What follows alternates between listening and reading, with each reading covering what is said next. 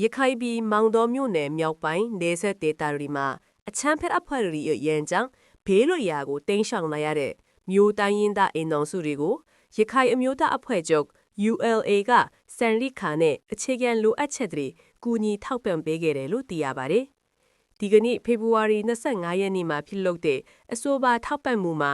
ULA မောင်တော်ခရိုင်ပါတီကော်မတီတာဝန်ရှိသူတွေနဲ့အတူလူသားချင်းစာနာထောက်ထားရေးနဲ့ဖွံ့ဖြိုးခြင်းဆိုင်ရာပူးပေါင်းဆောင်ရွက်ရေးယုံ HDCO ကတာဝန်ရှိသူတွေ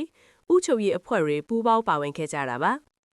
စစ်ပေးရှောင်လာရတဲ့မိသားစုတွေအတွက်စံရိခါရီချင်းဟောင်တွေနဲ့တခြားလိုအပ်တဲ့ပစ္စည်းတွေကိုဝေငှပေးဟရာယုံတင်ပကပဲကျန်းမာရေးဝန်ထမ်းတွေကလည်းကွင်းစင်းပြီးလိုအပ်တဲ့ကျန်းမာရေးစောင့်ရှောက်မှုတွေကိုပါတပါးတည်းဆောင်ရွက်ပေးခဲ့တယ်လို့သိရပါတယ်